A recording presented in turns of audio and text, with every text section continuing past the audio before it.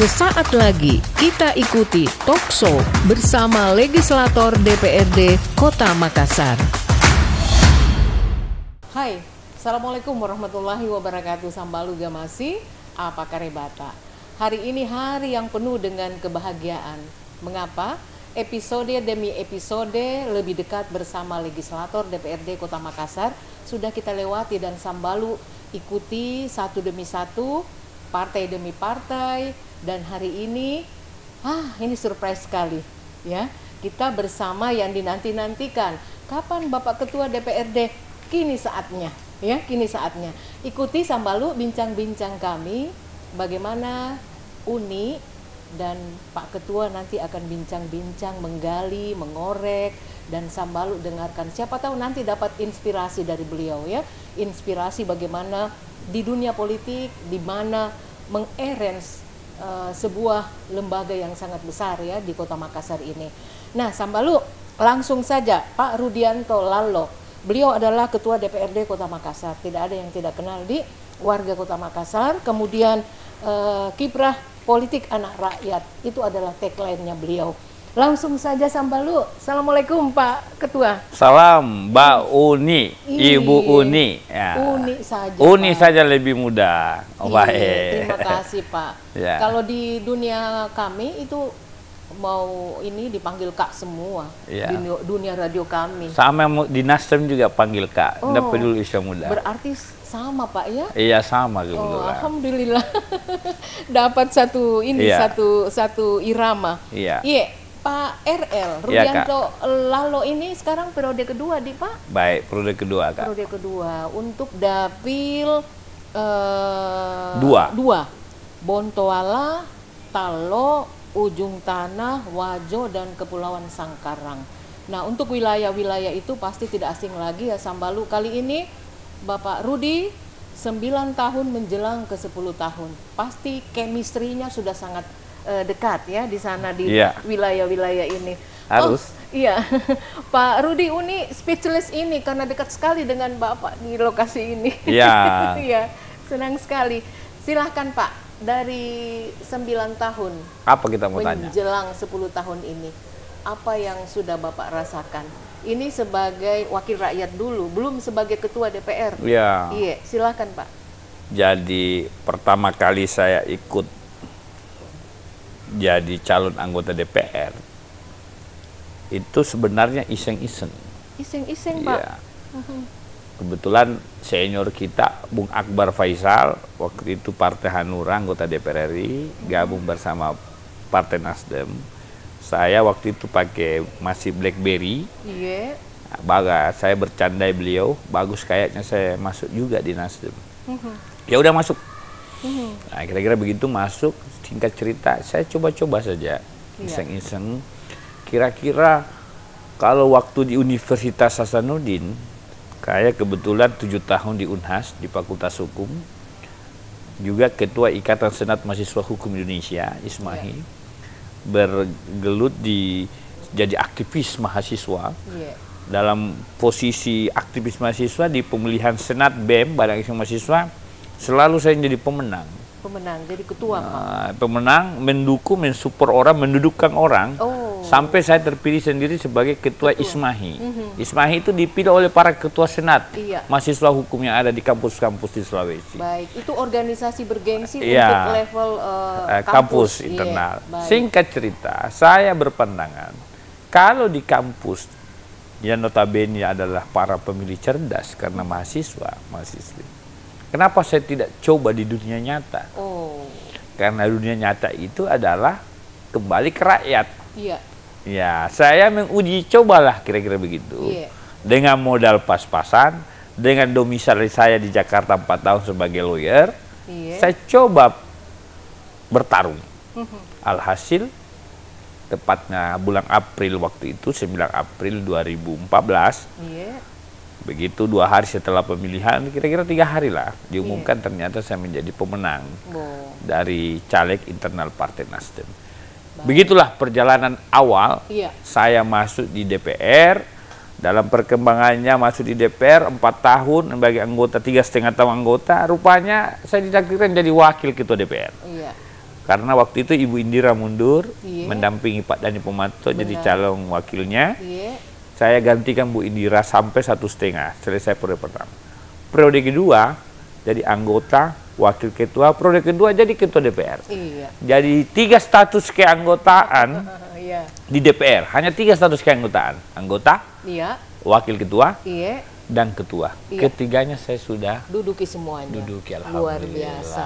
Jadi ini Sambalu dari iseng-iseng, sebenarnya Pak kalau dari apa namanya passion, ya. jiwa, Ya. sebenarnya Bapak memang berbakat Pak. Cocoknya Karena memang di situ. Iya, tetapi Bapak mengatakan tadi iseng-iseng. Jadi saya Iya. iseng-iseng itu dalam perspektif saya mau menguji coba. Saya kan ibaratnya jagoan nih di kampus. Oh. Setiap pemilihan selalu menang. Iya. Saya harus coba di dunia nyata. Kira-kira kalau di dunia nyata jago nggak kayak diterima nggak ini? Rupanya alhamdulillah terpilih karena saya punya prinsip.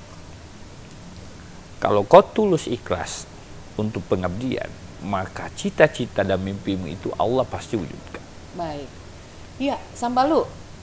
Tulus ikhlas itu adalah yang perlu digarisbawahi. Iya. Kalau tulus ikhlas, insya Allah itu akan diwujudkan Wujudkan. ya. Untuk kepada siapa? Kepada Iya. masyarakat. Baik. Kebetulan kampung saya namanya Kampung Pulau Lakang. Iya, Naik perahu, jalan kaki 3 kilo. iya, Jadi saya sejak SMA kuliah jalan kaki 3 kilo, naik katintin naik perahu ke kota Makassar. iya. Waktu Unhas pun begitu. Iya. Rupanya saya jadi ketua DPR di kota itu. Ya, ini Tidak ya. ada yang tahu nasib seseorang. Putra Pulau ya. Pulau Lakang bagian Ah. dari kecamatan mana, Pak? Talo. Talo ya. Jadi Itu ini- ya anunya, Pocina orang bilang, Pocina Makassar. Ini kan Iya. gak masih gaya Makassar ada di sini. Kadang-kadang kita selang-seling bahasa Makassar boleh lah ya. Iya, harus Ah. Pak ya, karena kami memang harus Banyak mengangkat etnik ya, etnik. budaya kita, Iya. budaya kearifan lokal kita. Betul. Pak Ketua, Iya. ini kan lumayan panjang ya ceritanya. Dari 9 tahun, dari awal-awal itu dari kampus. Uni mau rasakan, mau dengar, apa kesan yang paling Pak Ketua dapatkan? Ini kan 9 tahun ini pasti banyak yang demo. Iya. Pasti banyak yang protes langsung datang ke sini ke rumah rakyat katanya. Iya. Itu kesan yang paling mendalam tentang itu ada enggak Pak Ketua? Saya kan ini punya pengalaman. Iya, silakan. Dulu waktu mahasiswa saya tukang demo. Oh. 7 iya. tahun saya jadi mahasiswa di UNAS itu terkenal sebagai Tukang komandan, Oh, pimpinan komandan. demo. Baik. Jadi ketika saya di DPR, kalau bicara intensitas, Iya. jumlah kuantitas demo, mungkin sejak saya ketua DPR agak berkurang. Iya. Kenapa berkurang? Mungkin karena dia berpikir ini kan mantan demonstran ini, tukang demo ini, udahlah senior kita ini. Iya. Yang kedua, saya sudah terbiasa Pak. Iya. Yang namanya demo itu berarti ada aspirasi, ada keinginan kemauan yang mau disampaikan. Iya. Kebetulan jembatannya kita sebagai wakil rakyat.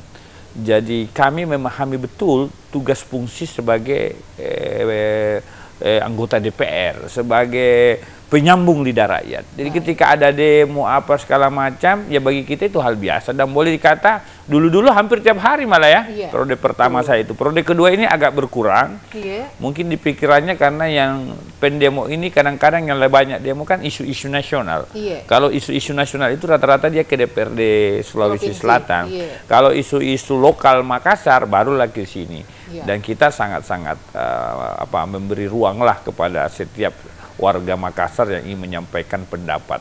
Apalagi kita kebebasan berpendapat. Kita apresiasilah. Iya. Jadi bagi saya biasa saja Mbak Uni. Oke. Jadi biasa karena mantan pendemo, mantan demonstran. Tapi Ya. pada dasarnya demonstrasi itu bagian dari kebebasan menyampaikan pendapat. Betul, ya, Pak. betul. Cuma perlu digarisbawahi harus santun. Ya, tidak boleh jangan anarkis. melanggar hukum. Iya, seperti itu. Baik, Uni mau tanya-tanya ini Pak. Iya, boleh. 9 tahun mau menjelang 10 tahun lalu Bapak nanti bercita-cita juga ingin apakah mau ke Senayan Pak? Ya. Iya. Ya, mau insya Allah.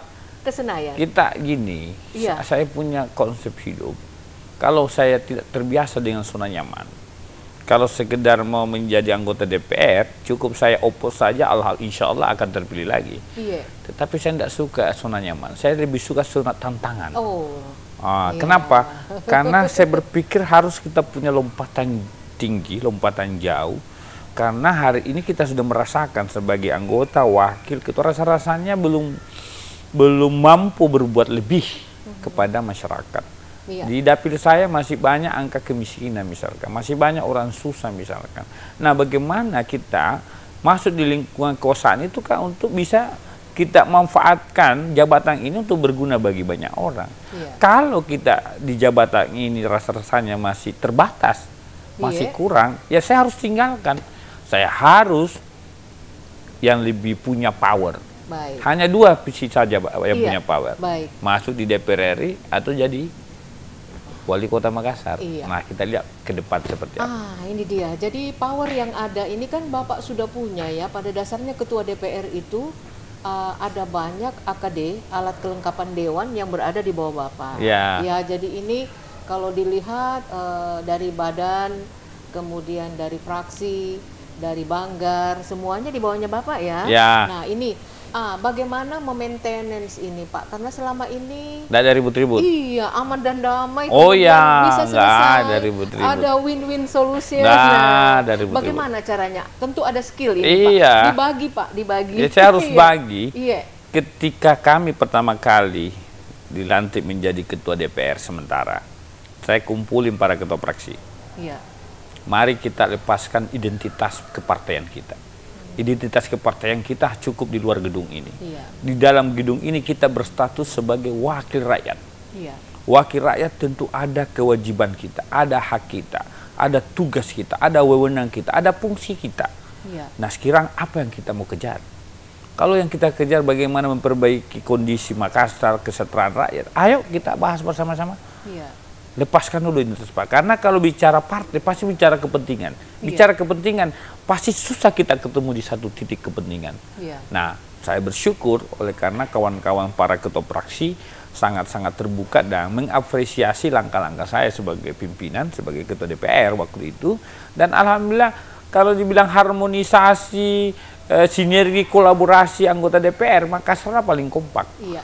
Atas itu kemudian kami menginisiasi banyak program-program, kegiatan-kegiatan yang lahir di DPRD Makassar yang tujuannya makin mendekatkan wakil rakyat dengan rakyatnya. Iya. Contoh, Banyak kegiatan penyebarluasan peraturan daerah yang kita sudah buat. Sosper ya. Yang biasa kita dengan sosper itu banyak dan kesempatan bagi wakil rakyat untuk turun ketemu rakyatnya. Rakyat juga datang ketemu, tahu oh sudah ada perda yang dibuat tentang A, tentang B, tentang C.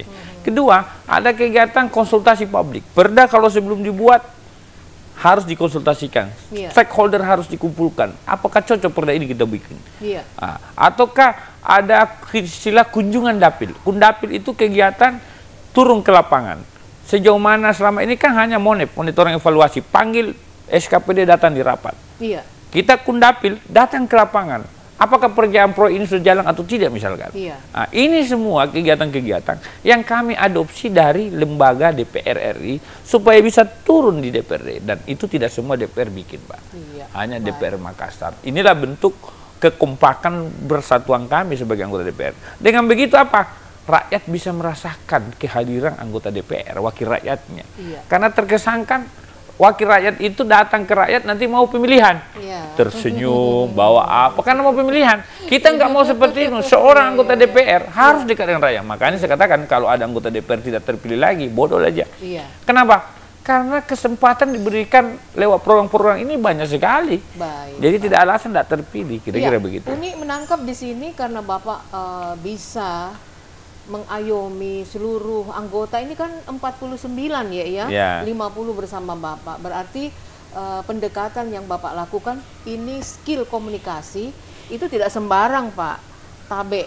Kalau misalnya Bapak tidak mampu mengumpulkan, nah itu baru jadi catatan. Tetapi ini Bapak mampu mengumpulkan. Artinya skill komunikasi yang Bapak lakukan kepada teman-teman, Bapak wakil rakyat kita, Ibu wakil rakyat kita itu seperti apa Pak? Sedikit lagi dibocorkan. Saya selalu mengatakan 10 masalah, 9 masalah itu selesai karena komunikasi. inti dari sebuah persoalan itu komunikasi. Jangan pernah lari dari masalah. Iya. Kita harus selesaikan. Kalau tidak ada masalah yang tidak bisa diselesaikan, tidak ada persoalan yang tidak bisa kita bicarakan. Iya. Apa sih ending masalah itu? Apa sih tujuannya? Sama ketika teman-teman praksi sekumpulan, apa sih yang bapak-bapak inginkan? Kita bagaimana ini rakyat bisa sejahtera. Nah, kalau rakyat bisa sejahtera, harus wakil rakyat lebih dulu sejahtera. Iya. Bagaimana cara sejahteranya? Bikinlah program-program kegiatan yang kira-kira bisa menyentuh ke banyak rakyat. Iya. Salah satunya kegiatan ke-DPR-an itu. Dan itu hanya ada pada periode kami ini. Baik, Sebelumnya tidak pernah terjadi. Iya. Itulah beberapa perbedaan-perbedaan yang dulu dengan sekarang. Karena kita mau wakil rakyat itu dekat dengan masyarakat. Iya. Kira-kira begitu. Ini Sambalu, kan kita punya frame ya selama ini bahwa wakil rakyat itu dunianya santai, Ya. datang, Ya. duduk, Diam, dengar, duit. Oh maaf ya, itu bapak yang Iya, bilang ya. ada makanya. Iya. Jangan rakyat harus tidak Iya. boleh membeli kucing dalam karung, dia harus kenal rakyat. Iya. Tapi ini lewat acara ini Pak Uni membuka sedikit demi sedikit Iya. kerja-kerja di sini. Bagaimana sampai larut malam, Iya. bapak-bapak kita di sini, sekwan pun, sekretariatnya pun, sampai lembur. Jadi Uni sampaikan di udara bahwa kegiatan yang kita frame kita selama itu tidak benar, perlu diluruskan. Nah, tabe Pak Ketua, Uni mau tanya lagi. Ini sedikit pribadi ya. Iya. Iya. Anak-anak sudah besar Pak? Besar. Berapa usia? Dua, alhamdulillah. 7, 6. Itu adalah 7, yang perempuan 7, Iya. yang laki-laki 6 6 tahun. tahun. Oh, belum ada yang memilih Pak ya? Belum. Ya, berarti masih anak ya, Iya, anak. masih Nah, Ibu bagaimana Pak? Ibu alhamdulillah usia 69 tahun. Guru ngaji di Lakang di kampung. Oh, Pengaji, guru mengaji. baik. Bapak saya meninggal di usia saya SMA. Iya, Jadi baik. saya sudah yatim sejak SMA kelas 2. Oh, ya Pak. Bapak nelayan. Iya. Ya, makanya tagline saya anak rakyat, Anak bukan rakyat. anak bangsawan, bukan anak siapa-siapa. Baik. Pak. Jadi anak rakyat, anak yang tadi bukan biasa-biasa, bukan siapa-siapa menjadi sekarang menjadi wow. Semua rakyat tidak boleh takut bermimpi dan bercita-cita. Begitu Pak ya. Karena tidak ada yang tahu nasib kita 10-20 tahun yang akan datang. Iya. Bisa saja hari ini kita rakyat, bisa saja anaknya nanti jadi pemimpin. Betul. Itu yang selalu saya edukasi kepada masyarakat. Jangan pernah takut bermimpi dan bercita-cita. Tabe, Ibu punya pekerjaan Ibu mengaji. baik sekali, guru mengaji. Iya. Nah, sekarang ini tentu punya murid banyak. Banyak. Lalu kenal juga dengan orang tua. Banyak. Nah, waktu Ibu melakukan pendekatan, apa juga membantu Bapak, mempromosikan Bapak? Enggak sama sekali. Enggak sama Dia sekali. guru mengaji. Iya. Dia tidak bisa tinggal di rumah jabatan. Dia Iya. kalau keluar kota hanya naik motor, nggak bisa masuk mobil. Saya pusing katanya. Oh. Tidak bisa tinggalkan rumahnya. Iya. Ya kampung anak kita kan anak rakyat aja. Ibu siapa namanya? beliau? Haja Junaida. Ibu Haja Junaida. Assalamualaikum Ibu. Kami sapa Ibu Iya. dengan Itu anak-anak. Iya. orang Makassar bilang kulauku itu. Oh. Maksudnya iya. itu Baik. anunya itu. Baik. Doa-doa ibu yang susah kita Iya. bisa lawan, Pak. Iya. Baik, Uni kembali lagi. Dulu Bapak pernah mendapatkan penghargaan Iya. dari Persahi ya Pak. Iya. Ini juga lembaga bergengsi, Iya. menyangkut masalah hukum. Apa yang dinilai ketika itu Pak? Ya, itu kan dulu Ketua Persahi Profesor Ahmad Ali, Iya, sekunya Dr. Hasbi Ali, Dekan Hukum UMI dengan Dekan Hukum Unhas. Unhas, ya. Saya kebetulan dulu demonstran hukum Iya. dalam rangka penegakan hukum. Kita anak-anak muda yang gemar suarakan tentang penegakan hukum, Iya. khususnya di Sulawesi Selatan. Banyak hal, pemberantasan korupsi, bagaimana mengevaluasi, bagaimana memantau kinerja lembaga penegak hukum kita. Iya. Dan itu pada zaman-zaman mahasiswa yang membuat saya kuliah lama di Fakultas Hukum. Sampai 7 tahun kuliah. Orang selesai 3 tahun, 8 bulan, bisa 4 tahun. Iya. Anak rakyat saya Rudi Lalu 7 tahun. Iya. Tetapi saya menikmati betul menjadi pejabat mahasiswa waktu itu. Saya takut kehilangan jadi pejabat mahasiswa. Iya. Karena waktu mahasiswa aktivis saya bisa ketemu presiden, wakil presiden, bisa berdiskusi seperti ini dengan seorang menteri hukum dan HAM waktu itu, Andi Matalata. Iya. Dan rasa-rasanya fasilitas itu saya miliki nanti ketika jadi aktivis mahasiswa. Waktu ketua DPR tidak bisa lagi berdiskusi dengan menteri, presiden, dan sebagainya. Padahal dulu saya bisa berdiskusi, berjabat tangan langsung, bertatap dengan Susilo, Bapak Presiden Susilo Bambang Yudhoyono. Dan itulah kebanggaan menjadi seorang aktivis mahasiswa, karena kita adalah parlemen jalanan. Nah, fungsi mahasiswa sebagai agen perubahan, kontrol sosial betul-betul jalan. Sekarang saya betul-betul pengawas pemerintahan, tetapi saya juga diawasi oleh mahasiswa. Makanya kalau dulu saya suka demo, hari ini kita lagi yang di demo. Sebetulnya hidup siklus kehidupan Mbak Uni. Iya, baik. Jadi seperti itu ya, dunia mahasiswa tetap asik. Jadi karena itulah ya Bapak dapat penghargaan dari Pak Prof. Ahmad Ali, Prof. Asbi, ya, karena kiprah kritisnya ya, kritisnya di dunia Persah itu Perhimpunan Sarjana Hukum Indonesia. Jadi ada Persatuan Hukum se-Indonesia. Nah, Tabe Pak, Uni mau tanya lagi. Ya. Ini Bapak kan juga konsen kepada pendidikan dan guru. Ya, Ketua Dewan Pendidikan Kota Makassar. Betul. Dia. Ini baru selesai acara ini. Rakor. Bisa cerita sedikit Pak. Ini guru-guru sekarang kan banyak dinamikanya, banyak problemnya. Nah, bagaimana Bapak sebagai Ketua DPR berpihak dan memperjuangkan itu Pak? Ya, tentu saya selaku Ketua Dewan Pendidikan Kota Makassar baru saja tadi kami menghadiri rakor tentang pengawas sekolah. Iya. Tentu kami betul-betul selama ini kemitraan kami dengan Dinas Pendidikan menjadi mitra yang sejajar. Tentu tugas utama Dewan Pendidikan adalah bagaimana memberi saran, pendapat, pertimbangan kepada Dewan Pendidikan terkait dengan pelaksanaan pendidikan kita.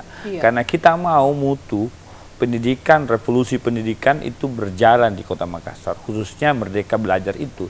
Tidak boleh ada lagi anak di Makassar yang tidak sekolah, ada anak yang putus sekolah misalkan. Tidak boleh ada lagi banyak pungli-pungli di sekolah, dan termasuk di dalamnya bagaimana keberpihakan pemerintah terkait dengan kesejahteraan para guru, tenaga pendidik tadi. Yang kalau kita bandingkan dengan daerah lain atau bahkan negara lain, kita sangat-sangat tertinggal dengan negara lain. Nah, kita mau, itulah yang kami kasih pendapat saran kepada pemerintah. Kita berharap bisa ditindaklanjuti oleh Dinas Pendidikan. Nah, kalau tidak ditindaklanjuti ya nantilah tunggu saya jadi wali kota Makassar baru kita perbaiki lagi. Ditunggu tanggal mainnya. Baik, Sambalu, Rudianto Lalo, RL, ya, bagaimana kiprahnya sebagai anak rakyat, menjelaskan semua itu, dan Sambalu bisa menarik kesimpulan. Tapi ada kesimpulan lagi yang bisa Sambalu tarik dengan pertanyaan sederhana, Pak. Iya. Ada dua kata, Pak. Iya. Kata yang pertama itu pendidikan. Oke. Kata yang kedua kesejahteraan. Iya. Yang mana Bapak prioritaskan? Iya. Silakan, tujuan Pak. Bernegara, berpemerintah daerah yang utama adalah kesejahteraan rakyat. Iya. Dia adalah hukum tertinggi, kesejahteraan, karena negara dibuat untuk mensejahterakan rakyatnya. Iya. Tentulah kalau sejahtera rakyatnya, kualitas pendidikannya pasti dia peroleh juga kira-kira. Tapi kalau rakyat kita miskin, apa yang mau kita? Itu tugas tanggung jawab model kita sebagai penyelenggara pemerintahan yang dipilih, diberi mandat oleh rakyat. Iya. Sambalu, simpulkan sendiri nanti boleh komen di podcast kami, di WA chat juga di 0811-411-059. Sambalu yang ada di jalan, ya, lagi mobile, di rumah, di kantor, di belahan mana saja yang mendengarkan by streaming, bisa komen nanti ya di podcast kami. Gamasi Official, Gamasi FM Official, ya, dibuka di sana, lihatlah bagaimana pandangan-pandangan, pengalaman, inspirasi yang diberikan oleh Bapak Ibu Dewan kita. Sebelum kita closing, tidak terasa kan Pak, kita bincang-bincang ini, Uni minta pandangan Bapak tentang, ini kan eksekutif sering melakukan lelang jabatan.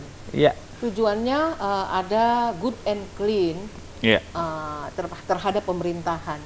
Ini bagaimana tanggapan Bapak? Sedikit-sedikit diganti, itu sedikit pandangan masyarakat Pak. Nah, ini bagaimana tanggapan Bapak tentang itu? Tahun ini kan nggak ada pergantian. Iya. Tahun ini nggak ada. Mutasi ini boleh dikata tahun ini belum ada. Iya. Jadi kalau itu kan menjadi ranah kewenangan dari Bapak Wali Kota. Iya. Itu terserah Pak Wali Kota lah, karena dia punya kabinet. Sah-sah saja Pak Wali Kota mengevaluasi kabinetnya, mengevaluasi organ pembantunya. Iya. Organ pembantu Wali Kota itu kan di dalamnya ada sistem staf ahli, kepala badan, kepala dinas, camat. Mereka organ pembantu Wali Kota. Kalau kemudian Wali Kota menganggap pembantunya ini tidak mampu menerjemahkan ide-ide gagasan wali kota, ya sah-sah aja wali kota mengevaluasi.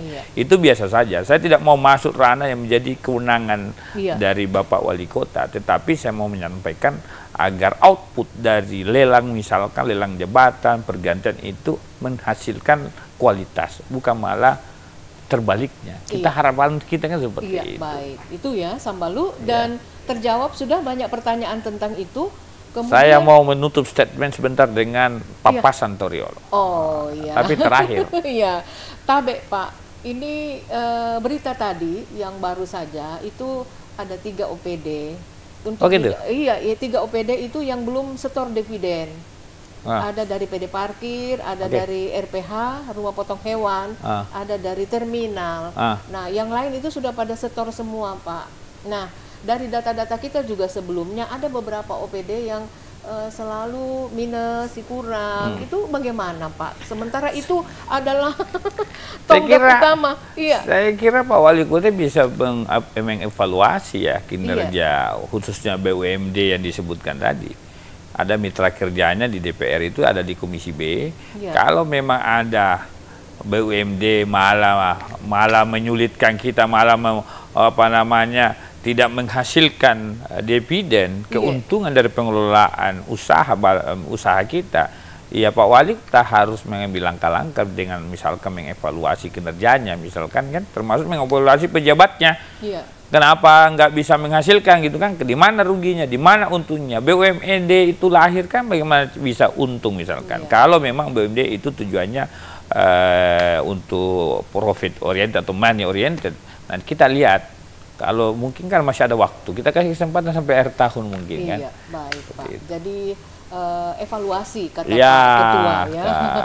Iya, baik Sambalu, sayang sekali ini kita harus tutup sampai di sini. Pak Ketua ingin memberikan closing ini apa Pak? Kan Silahkan, Pak. Gamasi Gaya Makassar ada di sini. Ini radio yang dari kecil kita sudah disuguhkan di telinga kita bagaimana menariknya informasi berbaur bahasa Indonesia, bahasa daerah kita Makassar. Boleh dikata Gamasi yang melestarikan adat kita, identitas kita, etnis kita Bugis Makassar. Karena itu saya menutup pertemuan ini dengan papasan Toriolo.